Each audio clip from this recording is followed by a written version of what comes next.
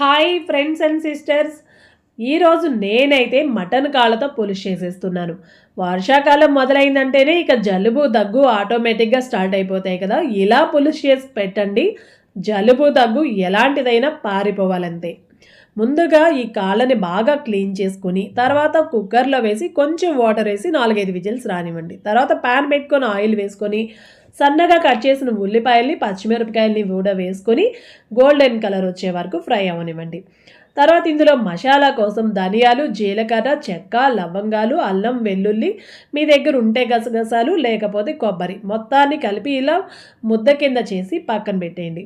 ఉల్లిపాయలు మగ్గిపోయిన తర్వాత ఇందులోకి సరిపడా ఉప్పు, పసుపు వేసుకొని మనం ముందుగా రెడీ చేసి పెట్టుకున్న ఈ మసాలా ముద్ద ఉంది కదండి, దీన్ని కూడా వేసేసి పచ్చివాసన పోయేదాకా చక్కగా ఫ్రై అవ్వనివ్వండి. మసాలా వేగుతున్నప్పుడు మంచి ఫ్లేవర్ వస్తుందండి, చాలా బాగుంటుంది. ఇలా మొత్తం ఫ్రై అయిపోయిన తర్వాత ఒక పెద్ద సైజు టమాటాని తీసుకొని చిన్న చిన్న ముక్కల కింద కట్ చేసి దీంట్లో వేసేయండి.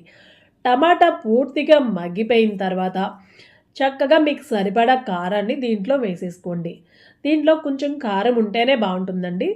కారం చక్కగా వేసుకొని కారం మొత్తం మసాలాకు పట్టేదాకా కొంచెం సేపు మగ్గనిచ్చి తర్వాత మనం ముందుగా రెడీ చేసుకునే ఈ మటన్ కాళ్ళు ఉన్నాయి కదా, ఉడకబెట్టి పక్కన పెట్టుకున్నాం, దీన్ని ఇందులో వేసేసుకోండి.